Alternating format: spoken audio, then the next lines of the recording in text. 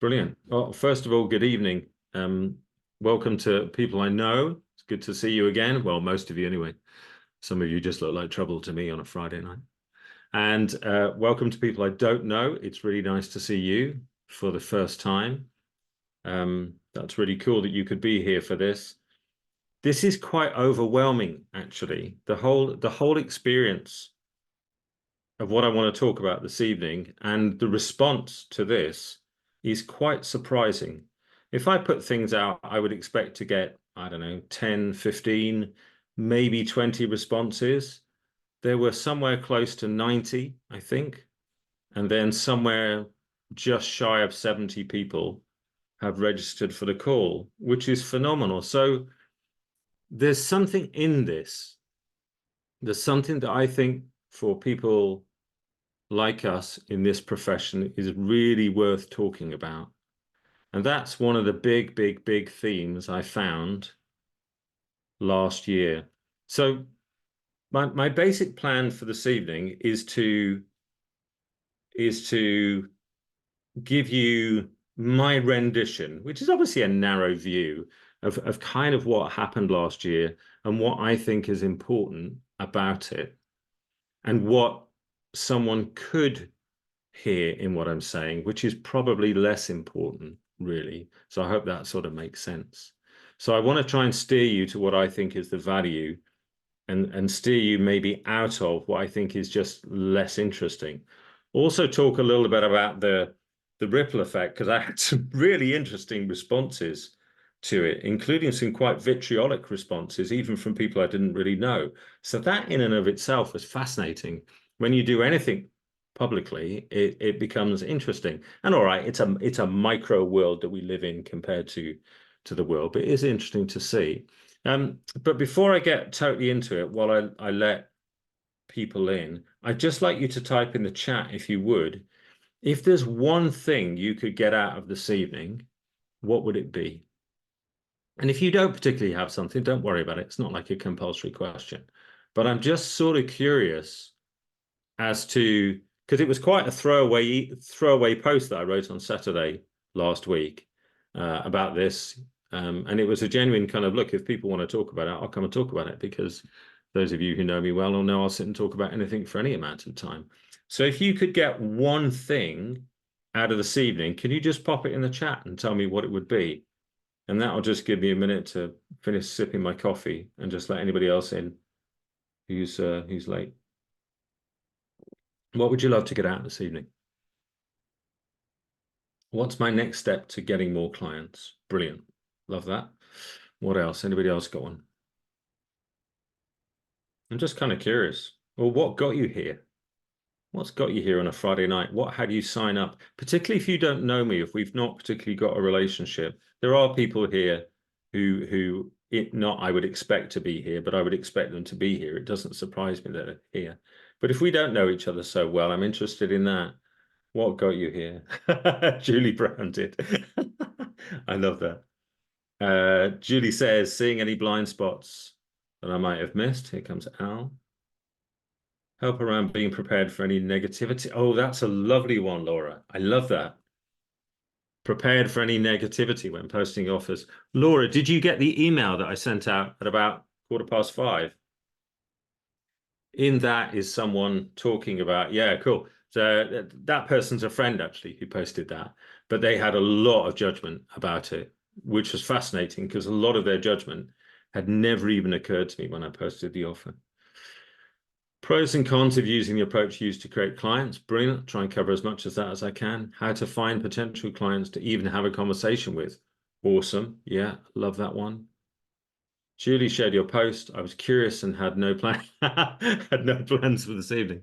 Excellent. Thank you, Neve. I love that. There's a beautiful honesty about that. I'm going to try and keep it to around an hour, maybe an hour and a quarter-ish, but feel free to dip off whenever. It's all good. You'll get the recording. There's no sales pitch here. I'm not really trying to coach anybody during the course of the evening. I basically think this is such a valuable conversation. And I learned so much that I simply didn't know, even having been kicking around coaching for like 13, 14 years. And that's basically the motivation behind that. That's what I wanted to bring. how were being when you created your offer? How were or who were? What's that question there, Mike? Just clear that one up for me. Curious to know how you went to oversubscribed in 72 hours. Yes. Yeah, me too. I checked actually. It was less than 72 hours. I checked back on Facebook through the posts. It was probably, it actually sold out in just over less than 12 hours, actually. When I bothered to check it, I just didn't want it to sound like cocky, because it wasn't. It was an unfolding. That's the interesting thing about it. All right, they're brilliant questions. If you want to ask a question when I'm going along, if I say something that piques your interest or you have a question about, please put your hand up, and hopefully I'll spot it. And if I don't, then Joe Smith will shout at me and go, "Oi, blind boy, make sure you look at that." You can put any other questions you have in the chat. Please keep the questions to me rather than chatting between the group, because that just can be a bit distracting, because I've got the chat sitting on the right-hand side. All right, let's go. So when I joined Cushie's coaching school last year, one of my primary decisions was this guy's doing a lot better than I'm doing. Wasn't so happy about that, if I'm honest. Bit of a bruised ego, but there we go. He was doing so much better than I was doing, and I could just sense something about what he was up to. Not even whether I liked it or agreed with it or any of that stuff. I just like he's onto something. Wherever he's coming from, whatever he's doing, he's onto something, and it's something good in my view. So I decided that when I joined the school, I would effectively do my very best to bin everything I knew and start again and start from scratch. And that was pivotal, because when I started out coaching, I didn't start like that. I started by listening to people who were talking very big numbers. And in the early days, I did sign up some clients on very big numbers. And this might sound bizarre, but I really wish I hadn't. And it's easy to look back in hindsight and wish you hadn't. But it took me personally to an unhelpful energy, to an assumption of privilege, to a sense that because of the things I'd done in the past, it was now my given right that I could be a highly successful coach. Luckily, the universe has great ways of waking you up from that, which is to cut off the supply of clients. And I dug, if I'm going to be really honest, and I'll do my best to do that all evening, I just dug myself into a deeper and deeper hole of assuming that it was everything else other than the most obvious thing, which was that it was about me. And so that was a hard learning. That was, I saw that Townsend Wardlaw wrote the other day that coaching is the toughest profession in the world to go into. And I've got to say, in many ways, I agree, because it will bring you up against you in the most brutal way. And it's a good thing, because that's the basis of service.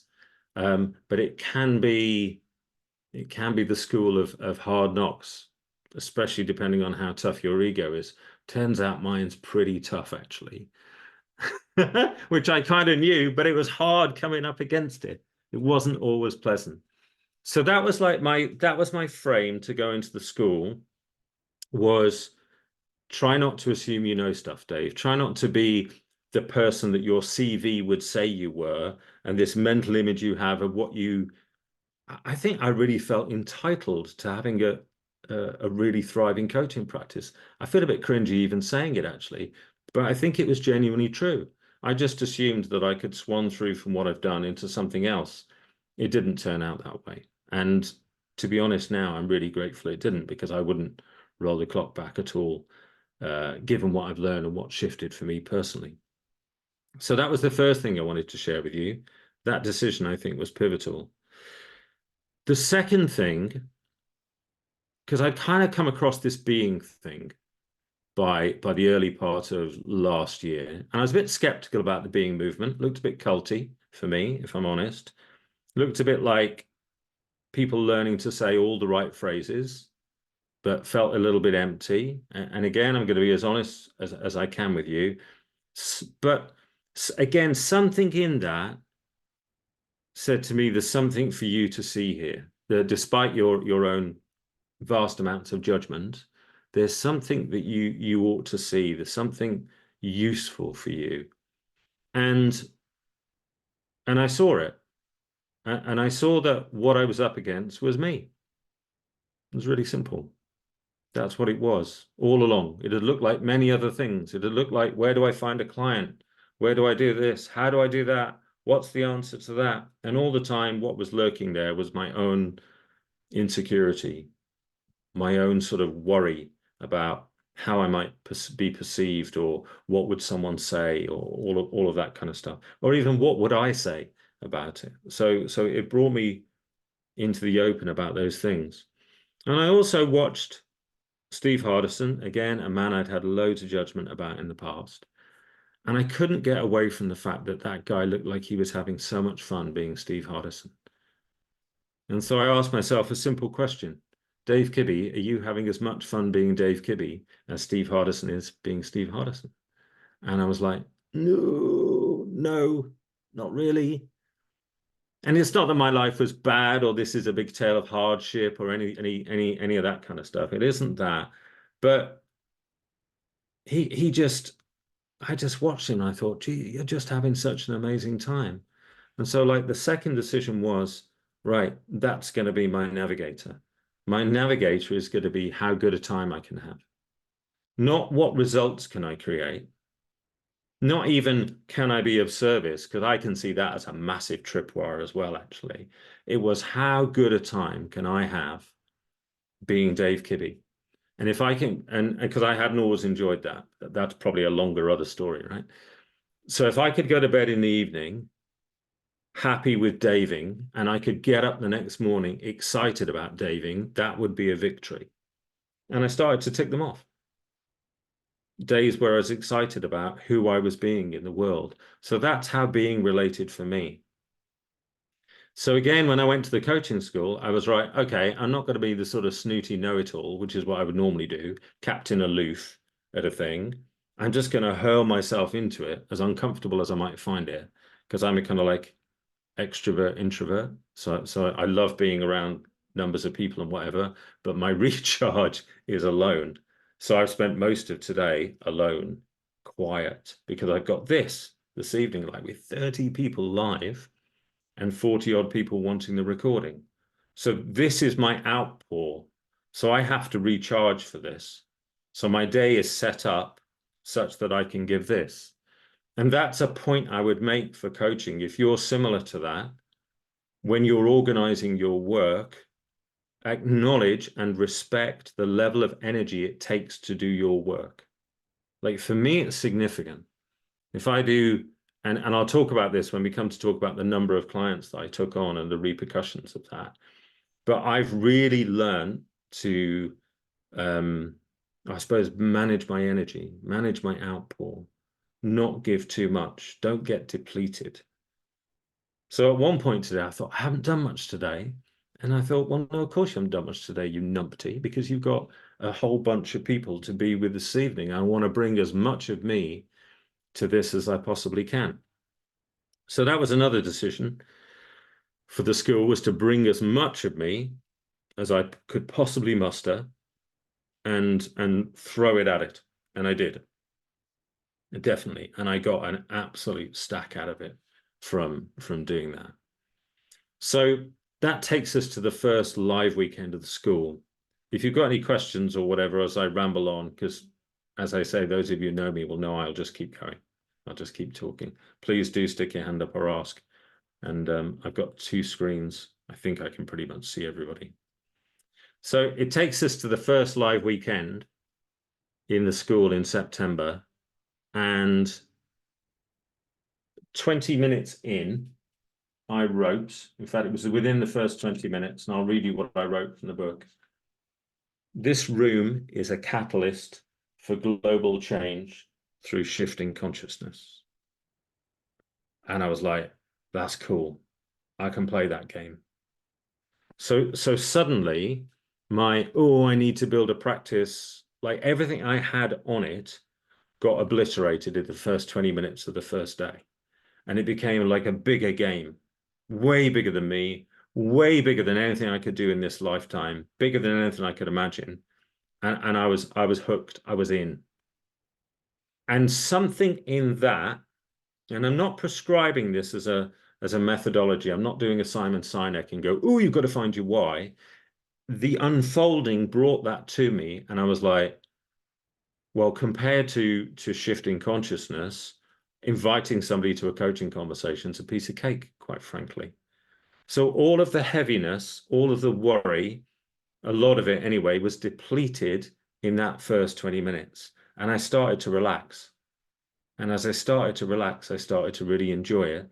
And as I started to enjoy it, I heard more. And I heard more at a deeper level. So again, that's a really, really important theme for me. Hearing at a deeper level, because that's where the nudges come.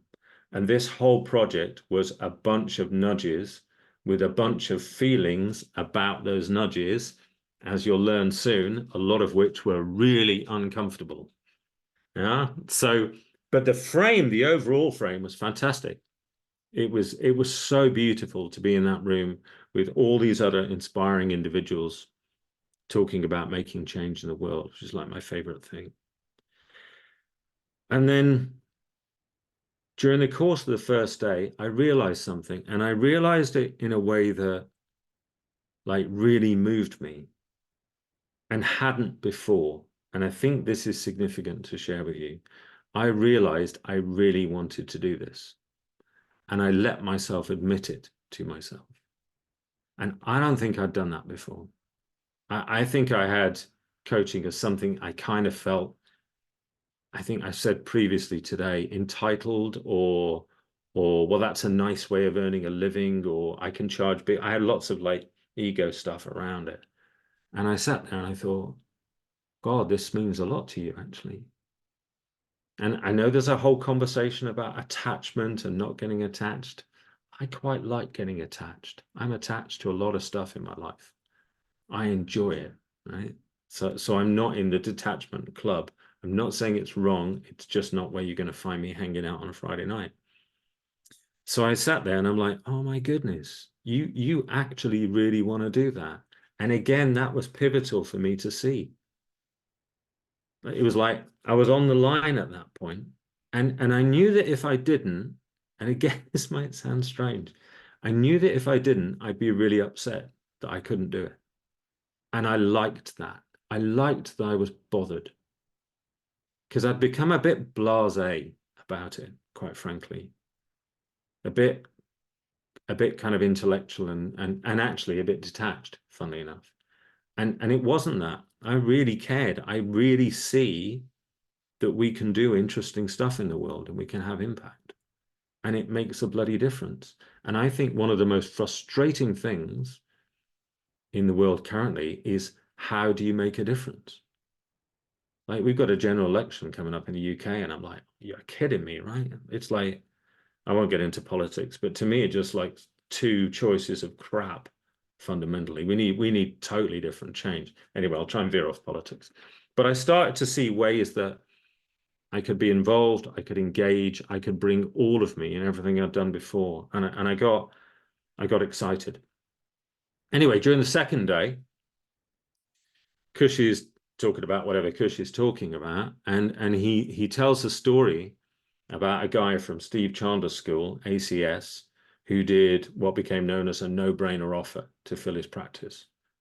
And he's a guy who works in a different dimension, some other job, coaches part-time, and he filled his practice and he filled it really rapidly, whatever. And I had a fleeting thought at the time about I end up doing that. And he started like $10 an hour, like I started at 10 quid. And I just had this fleeting thought, I bet I end up doing that. And then the thought kind of disappeared. And the weekend carried on. And the theme of the first weekend was about getting full, getting your practice full. I'd never heard anybody about talking about getting a practice full. And what transpired over the course of the weekend was, it's one of the biggest areas of bluff and bullshit in our industry about how many people actually have a full practice. And it transpired, because I don't know about you, but if I feel like I'm the one not doing things very well, I just assume everybody else is killing it. And it's me. It is like it's just me. I'm the only one in the world who can't fill a coaching practice. That sort of was my view.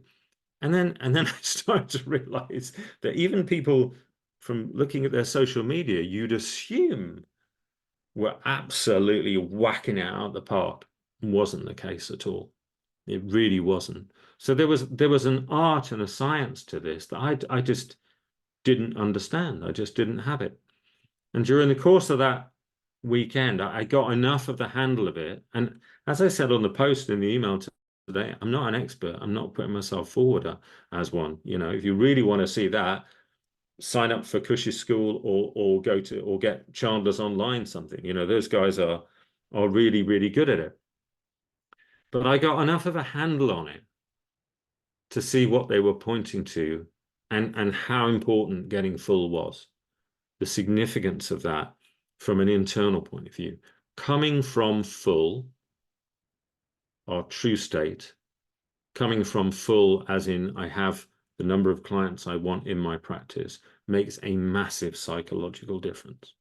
Now, many people here come through the three principles world, and we could argue to the cows come home that it shouldn't make a difference. True, and it still does, hugely, massively. So we don't want to just discount everything with philosophy or psychology, or at least I don't want to do that anyway. I just don't find it helpful. So that was the next big piece of the weekend was, shit, this full thing, I need to be able to do that. And that frightened the life out of me because I hadn't managed to do that in 14 years. And it's like, what the hell am I going to do now? I see how important it is. I get the relevance of it. But how the heck am I going to do that? So I went from like, oh, this is the best thing in the world to, oh, now I feel a bit shit on the Sunday afternoon. And then after the tea break, this is the last afternoon, we're into about the last session, the last hour, I suddenly thought, you're going to do a no-brainer offer. That's how you're going to fill your practice. And my heart dropped to the freaking floor. All right. You can imagine with somebody with as with as much pride as I had around things, who had charged strong fees, the idea of going out for 5 sessions at 50 quid, oh, you could have shot me there and then, quite frankly. And it didn't make any difference. I knew I was going to do it, and I knew it was the right thing to do. So that temporary sort of egoic, oh no, yuck. What will people think? What will my current client think? Oh, Jesus, how do you ever recover from that? Is that it? Am I going to charge 10 quid an hour forever? Because there's no freaking way I can create a living on that. Oh, every objection you can imagine was in my head all in one go. Deeply not nice. So what? So the weekend finished and the Monday morning came and I was still the same. I'm at home and I'm thinking, right, well, I need a no-brainer offer. I know what it's going to be. I need a bit of a plan. So I decided I was going to share it. I was like, okay, hierarchy. Who do I want to share it with? And I've got an okay following on social media. So I guess across Facebook, Instagram, LinkedIn, and I had a small mailing list with only about like 100 or so people on it. So there was probably, I would have estimated out of somewhere around 3,500 connections, something like that. There'd be duplicates across sites. I would say, let's say there was 1,000 people who might go, that might be interesting. You know, maybe that number, possibly. And then the rest would be like friends, family, people you connect with for no apparent reason whatsoever, you just do. So there was a body of people, a community of people, and you all have that too, even if you don't realize it. Yeah. So there was a body of people I could go out to with what I hoped would be a no-brainer offer. But of course, the fear factor in the mind was, well, what if nobody wants that then? Now where are you? What if you can't even basically sell coaching for a tenner? that means you're going to be really shit, Dave, doesn't it? And that's what my mind was screaming at me. Anybody else had those thoughts, or am I just like the hey, look at that, hands in the air? Like seriously, I reckon I lost 2 stone that day. I should have had one of those heart rate monitors on because it would have been just like off the chart. I hated it. And the weird thing is, if the thought had been go out with an offer at, I don't know, 500 quid an hour, I wouldn't have batted an eyelid. It was the fact that it was £10, and I had so much bloody judgment about that and what that meant about me, how it might play out in the future. A lot of these questions, Craig, you asked in your message you sent me before. How do you can you recover from that? Is that ever going to be possible? You know, all that kind of stuff played out. And so about 11 o'clock or so in the morning, I had my little plan of which group I was going to put it in first, and then on Facebook, and then to the email list roughly. And I was aiming for 20 people. That's what I was aiming for. That was full to me. I didn't know what full was. I had to make up something because I never had it. How would I know what full was? My fanciful ideas were 6 clients all paying me £1 million an hour, and that would be full. That was about as cool as my brain got. So it was about 11 o'clock or something in the morning, and I posted it in what I thought would be the prime target group. Tumbleweed, absolutely zilch, diddly squat. You can imagine right now it's like, oh my god, I've spent all this money, it's about all this story, done all this stuff, nothing. And then at the back of that was, okay, if you can't, Prime Group was a group I had already running, so existing clients. So what you would think of as being warm. Good question. Thanks, Craig. And I thought, well, if you can't do it, then you're probably just going to have to sober up and look at that and look at what that means. There's something going to be off about it. Either it's energy or people genuinely don't want to take advantage of your service or whatever. It's just going to be useful data for you. And then you'll get as hung up on it as you get or don't. And that was it. So it kind of that calmed me down a little bit. And then I started to get a trickle of people, and I'd written really specific instructions on what to do. It's limited. If you want to do it, you need to do this. You need to pay like that, and then I'll send you a link and an agreement, and that's it. So it was very specific. And I'd never done that before. I'd never specifically told people in that. Somebody described it as really pushy, cheesy, and salesy. That's how they saw it. Like, I tell you what, it was bloody effective, even if someone perceived as that, because it told people exactly what to do. And then a trickle of purchases sort of came in. So then I moved from feeling utterly wretched to, well, I could be a bit shit, but at least a few people are looking on it kindly. It might be like caring the community or something like that. So I got that far up the self-esteem scale at this point. But it was good because I was getting feedback, and I think feedback is key. And often when we don't get feedback, if we get ghosted or whatever, that's when the mind game's played. I'm sure some of you had that experience. You put your heart into a proposal, put it across, zero, zilch. That's particularly prime in the corporate world. So is this useful, by the way? I'm just going to sip coffee for a second. I'm seeing some thumbs, some glasses of wine. Yes, thank you, Uden. That's good. That's good. Again, if you do have questions, otherwise I'll just keep going.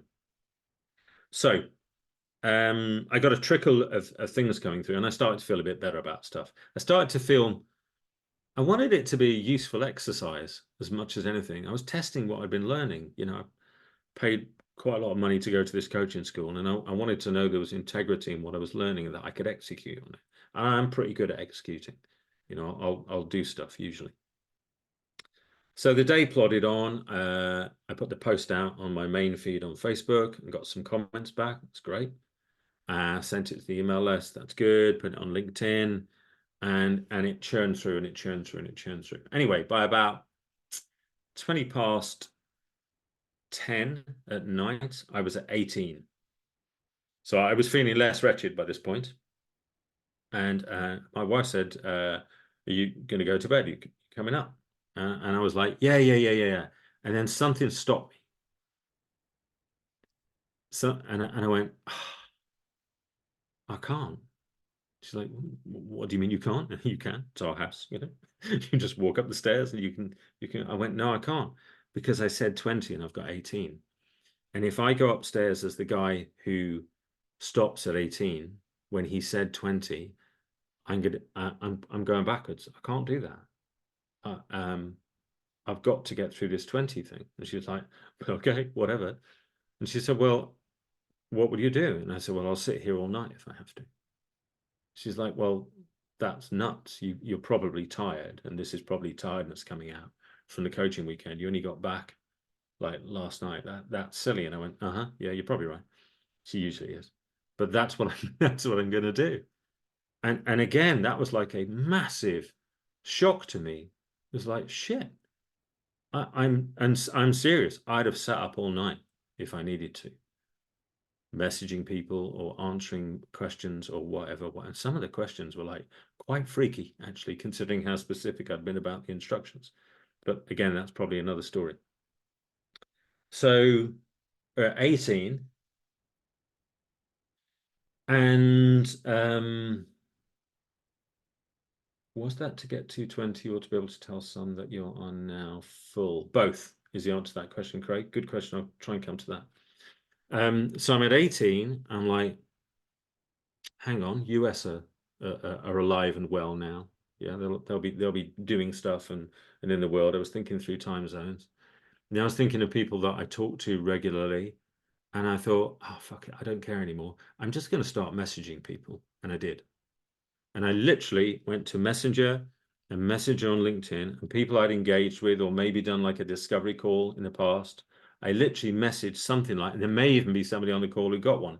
So forgive me if it's not totally accurate, but it would have been something like, hey, I've got a really, really good coaching offer. There's a couple of spaces left. 50 quid, 5 sessions. You pay like this. Let me know if you want it. Send, send, send, send, send, send. And any thought of being like a spammy marketer vanished out the window.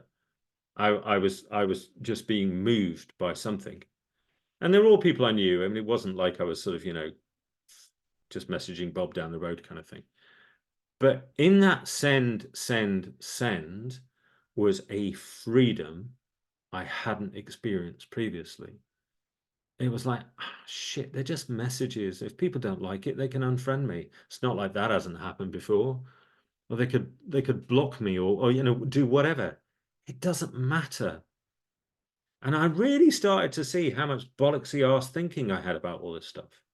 He who prides himself on his grounding was like in fucking mental soup about all of this. But I was getting out of it through the action. Send, send, send. Message would come back. I'm in. Brilliant. Pay now, please. That's literally what I wrote. Pay now, please. I'd have never written that before. Pay now, please. I mean, aren't you supposed to go, oh, pay now, please, if that's okay? But I mean, if it's not okay, then don't worry. Maybe later or next year or have a payment plan or some shit. Honestly, all that just vanished totally out the window. It was like, pay now, please, if you want to secure the place. Pay now, please, if you want to secure the place. And then my PayPal notification thing started pinging. Ping, ping, ping, ping. Thanks, Kevin. I thought you'd appreciate that. Bollocksy ass thinking. It's a good phrase. Ping, ping, ping. Start. And I'm like, so suddenly I found all this freedom in asking for money. Anybody here gets freaked asking for money? Or is that just me as well then? Hey, there we go. So a lot of this stuff, great. It's good to know we're all in the same boat, right? Or bad because the boats may be overcrowded. But a lot of this stuff started to vanish, or at least diminish enough that I could stop thinking about it and just crack on. And that's what I was doing. Message, message, message. Get some messages back. Oh, that's exciting. There's one guy who said, yeah, I'm in. And then he'd decided he was going to pay in the morning. Literally, he told me, lovely, lovely chap, David.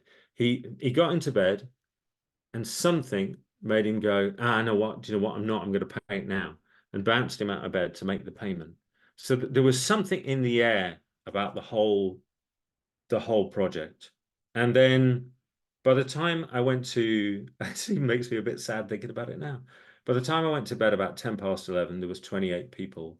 And then I found myself just sitting crying on my own in the sofa downstairs. Like, and I'm like, what the hell is that?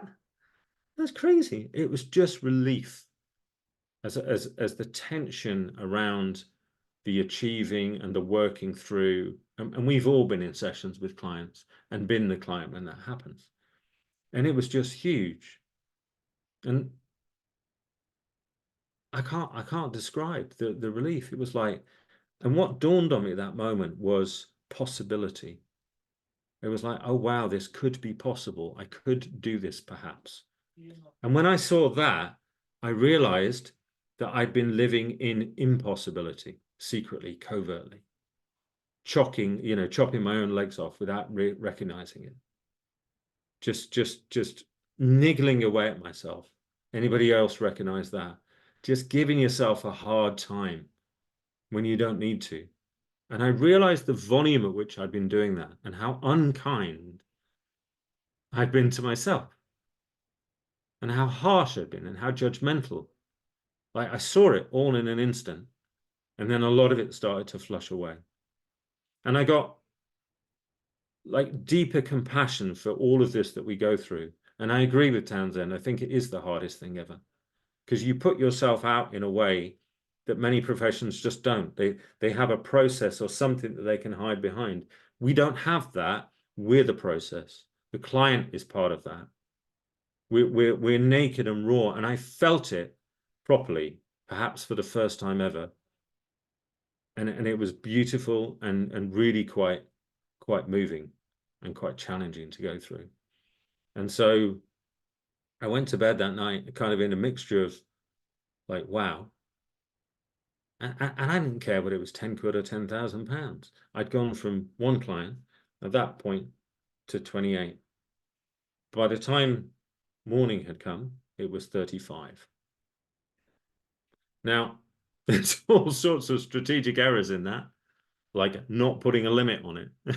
And all so we could talk about that, but I'm just conscious of the time because I want to get some questions as well if they're there. So I got to 35, and so I went back to my calendar and I thought, well, this is going to be amazing. I'm going to get enough coaching experience to sink a boat because I didn't have experience of sitting for several hours a day coaching because my diary had never been full, so I didn't have that. And I thought, well, while the sun's shining, make hay. So eventually, I just checked the spreadsheet, actually. It got to 45. That was the top point. Now, I had, at various points, put, or maybe I did that later on, actually, I might be misremembering, but put a sort of ceiling in and say to some people, actually, you can't start until October, November, because I physically don't have the bandwidth. And then oh yeah, a little bit of the story I'd missed. When I was panicking at 11 o'clock in the morning, trying to decide whether what I was doing was right or not, I tried to get hold of my coach, couldn't get hold of him. Tried to get hold of Kush, couldn't get hold of him, so just pushed on through anyway. I then did get hold of Kush, and we did a laser session in the school about it, which I know Julia's watched because she's in the school this year, which a lot of people found very, very, very helpful. And I said to him, so what the hell do I do now? And so we came up with a simple strategy for increasing the fees, selling some advanced sessions, and people started to book the next block of 5 at an increased rate. And this time round, I was a bit smarter. I didn't go out to everybody at the same rate. I said, there's 5 places available at this new price. If you'd like to take that, let me know. And they did. And when the 5 were gone, I then went out, okay, well, I'm booked now till November, but I've got 5 more places at the next rate. And so I did that for a while and until my diary was basically full till December. And as Joe said, then the problem for Joe Smith became who does all like my marketing and systems and puts up with me fundamentally, became how do you handle all of that number of people and track their sessions? I mean, you can handle it in Calendly, but tracking sessions across that number of clients is challenging. So that really took me right the way through pretty much until December. My diary was packed, and I did somewhere close to 300 hours of coaching between September and December. Now, that is a whole, what I learned from that is a whole, that's a whole separate thing on its own, because that was fascinating.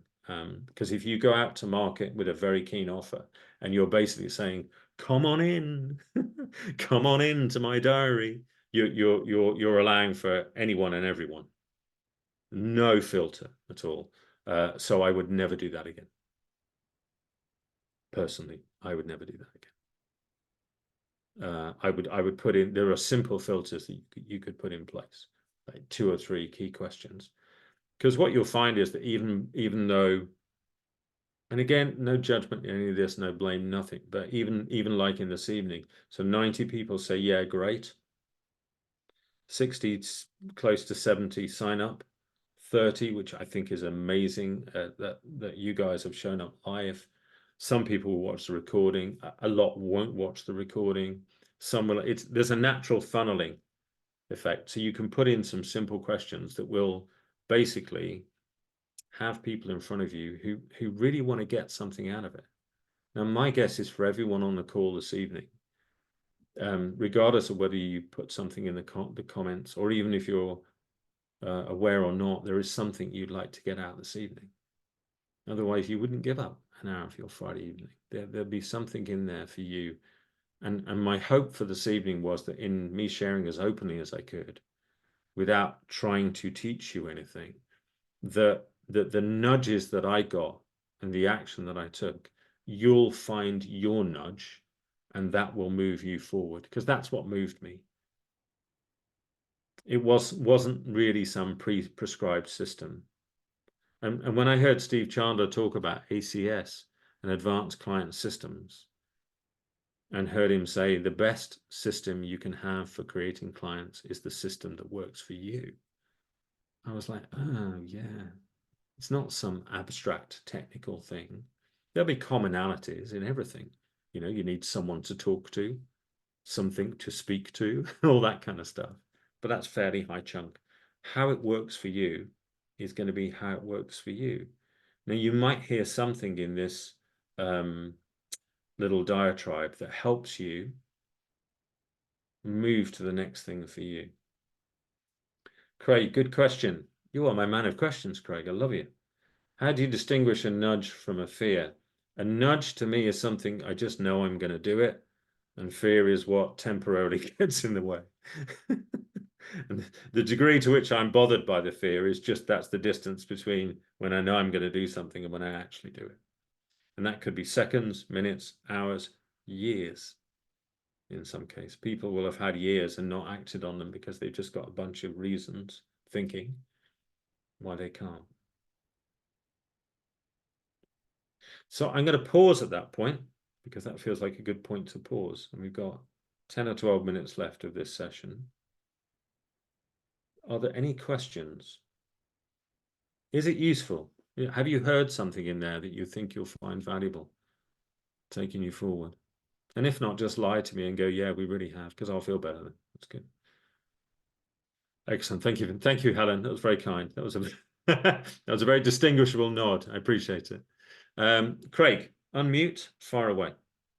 Yeah, thanks, David. And thanks very much. I said I had to go at 12:30, but it's so compelling of something left. That was my intention, was to compel you here. My dinner's going to have to wait a little bit, and someone else too. But anyway, thanks. First of all, thanks for your authenticity, your honesty, and I really appreciate your openness, because it could have been so easy for you to say, "Look, this is what I did. It worked great. Like, follow me." And I can so much resonate. Did think about that. Yeah, I can so much resonate with all that you've been through, and also the fact that it's not all roses. You know, there's some upsides as well as the challenges which emerge, which you would only really know by doing it. So I love that. So first of all, I just want to acknowledge all of that. Thank you. And it's very valuable time and authentic. And I just want, I suppose, the question, I know I asked a number in the message beforehand. Great questions. but it's about the when you started to target your audiences. You said you targeted people who was kind of clients already, audience Mhm. or some group.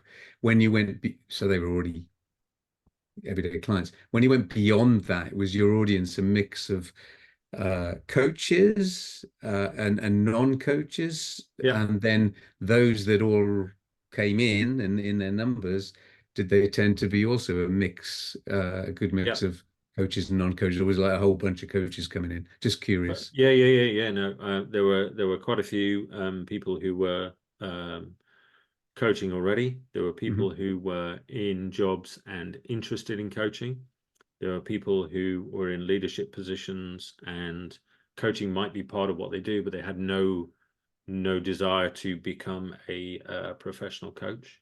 But the majority, probably the majority came from Facebook, and the majority of my community on Facebook um, is in the coaching community. Um, it's interesting. Some people have a real thing about coaching and coaching coaches and whatever. I just don't see it like that. I'm coaching whoever's in front of me, Yeah, yeah, and I and don't they've have and they've got a a thing with business it. of Just some form and challenges of some form. It's not a thing for me. yeah. Well, I mean, most coaches are trying to create something, aren't they? Create Yeah, something and go through exactly these challenges in yeah, creating. So yeah. it's prime in that sense. But I was just curious on that front. No judgment on it at all. Mm, I've had a coach who's a coach as a mm, client. So um yeah, and the filter thing's interesting because just saying, hey, come and coach. What mm. what was your biggest what was the biggest issue that emerged in having a kind of open door to anybody on anything without filter? I mean, without going into Yeah, personal no, brilliant. specifics, but Yeah, what? brilliant question. Because the instructions I put were very specific, there were just a few people who didn't like that and wanted a variance.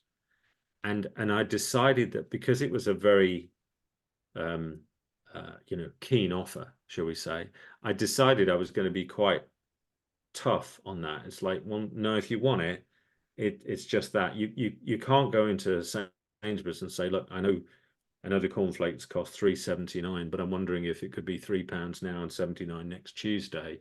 And actually, can I pay in rupee? Mhm. And there was some of that going on. Oh well, I can't do that. And to which my response was, I'm sorry, well, it's not for you. Oh well, that's Mm, not good enough. So there was a bit of, and I was amazed at, again, all these things are just interesting to see about how much time you can spend engaged in that. And one person particularly, in the end, I went, how much do you actually want to do that? How much do you actually want some coaching? And and the guy actually said, and it's somebody I knew anyway, well, I just wanted to have a chat, really.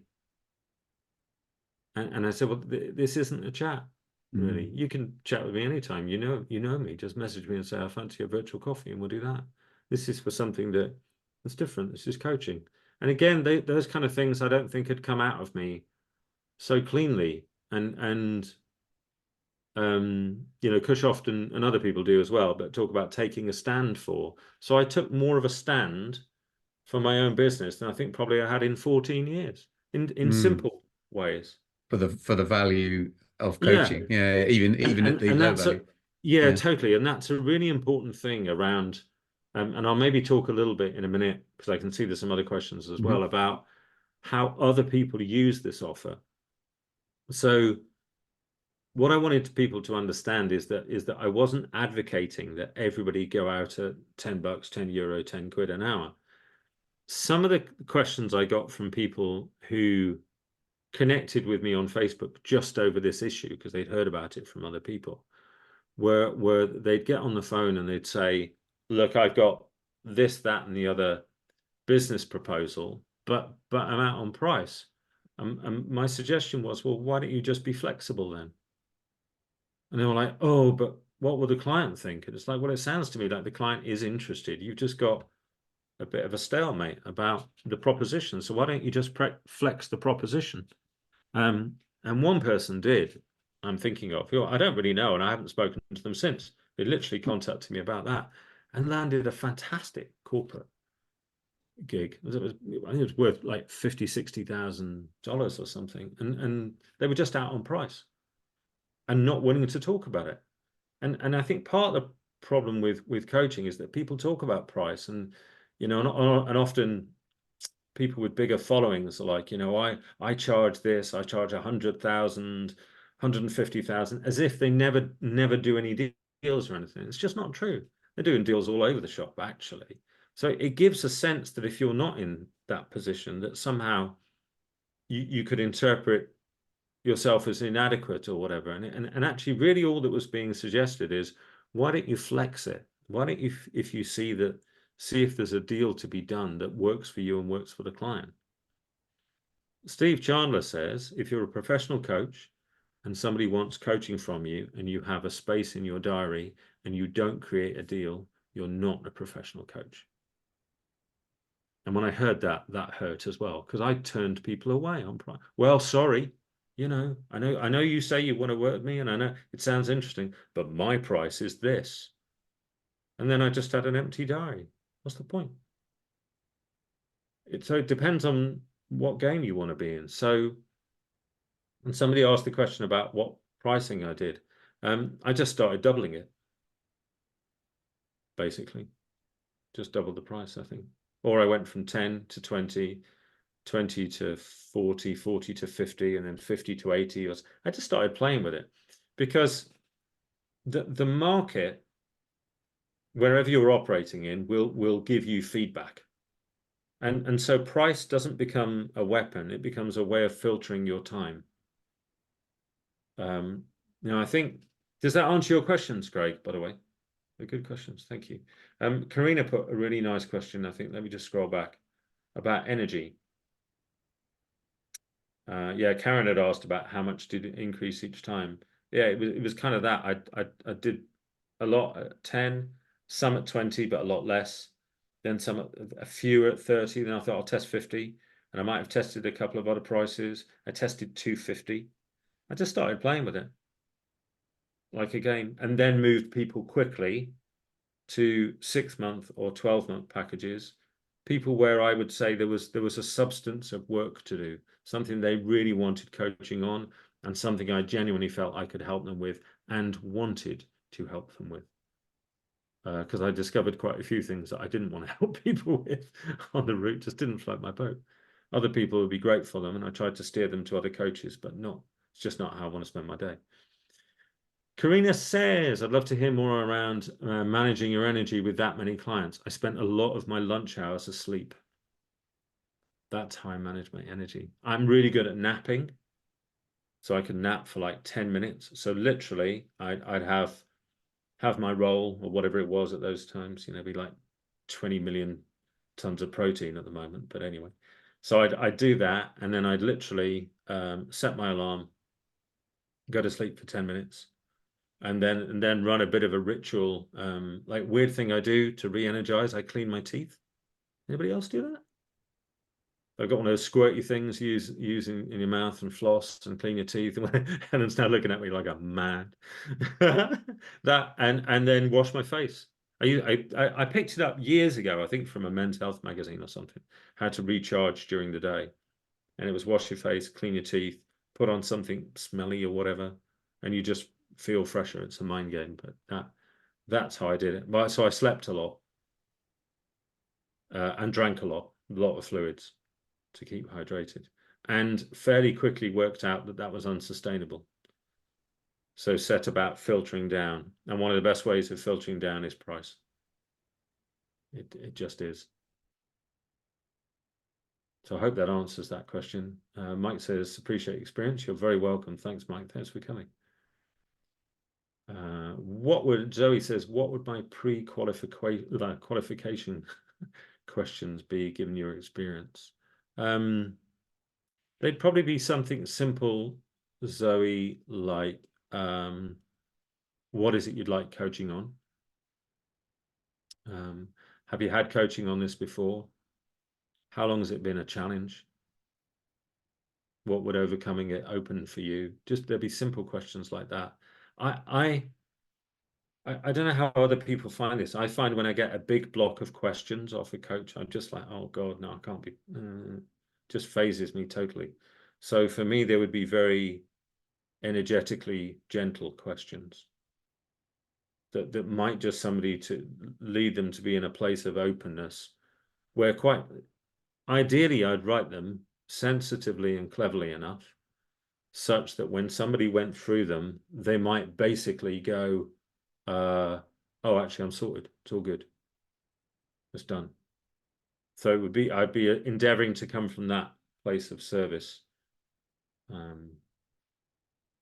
So hopefully, Zoe, that answers that question.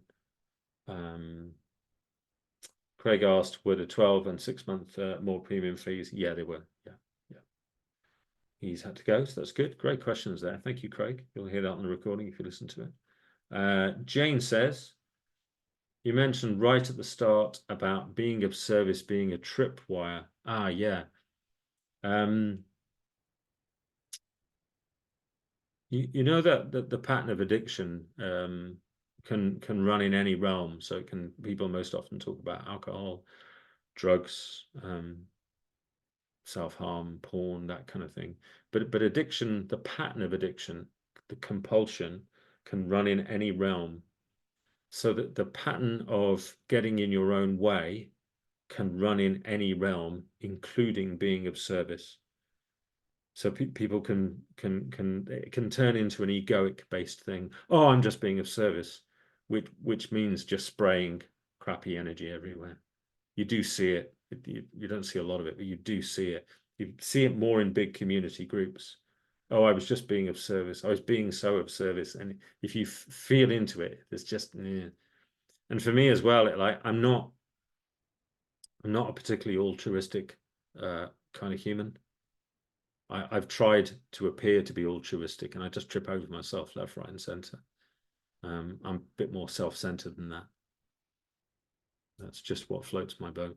I like stuff that's nice for me, and I've tried to play the sort of pseudo spiritual role of oh, I'm so this, that, and the other. Now I'm just not at all, and it just gets in my way if I start using language and stuff like that. It's just clunky. It doesn't feel like me talking. It feels like I've been listening to too many webinars. What else have we got? Any other questions? Any I've missed?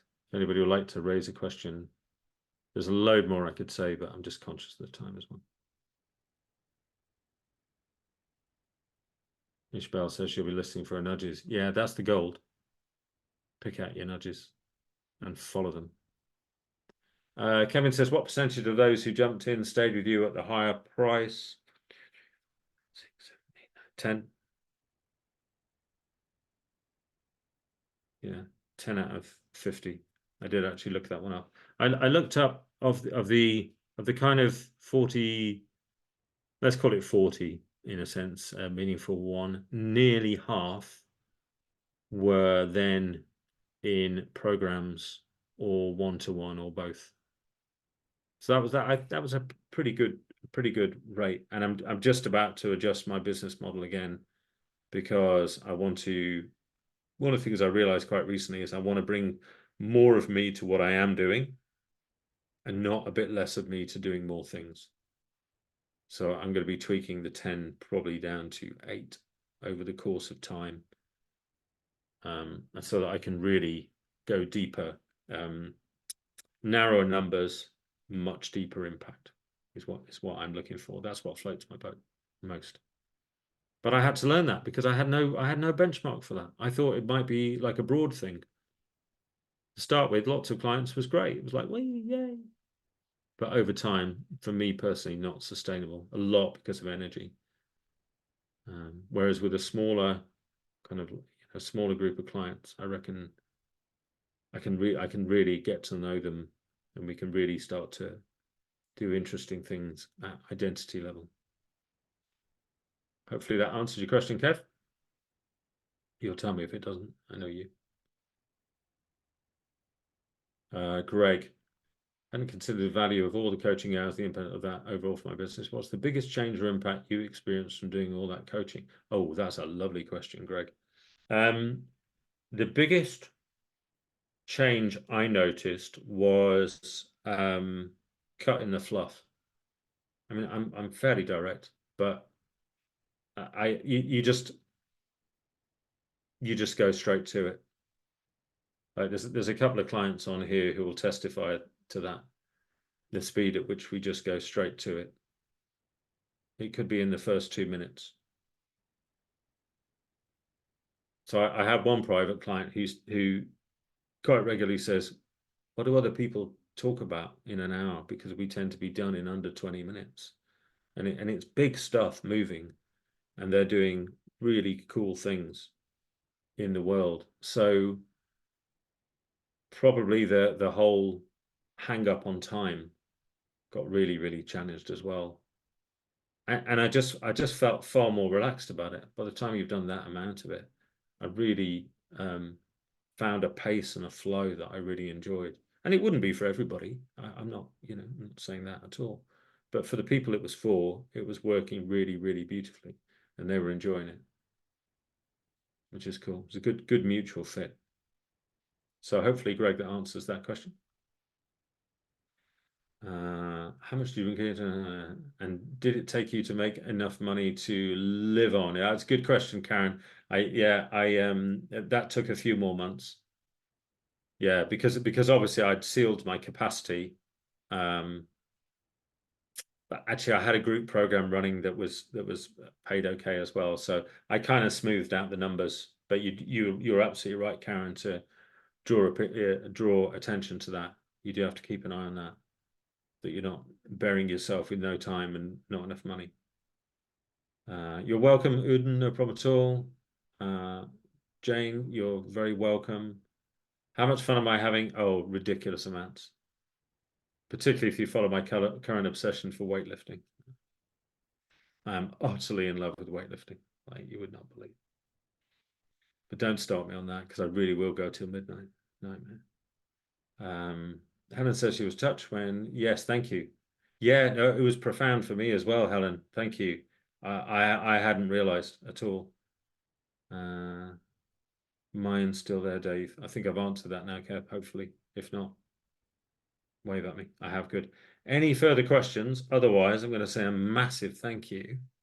And I hope it's been useful, and I hope something comes out of it for you in giving up your time.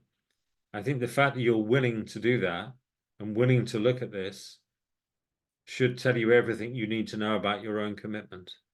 But this issue of being full, of pricing, I don't think it's talked anywhere near enough about in our industry. I think it's mostly blagged about.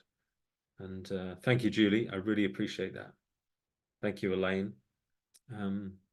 It's been brilliant. Thank you so much for being here. And if you've got any questions afterwards, please just pop them on Messenger or drop me an email or whatever, and I'll make sure I send you the replay.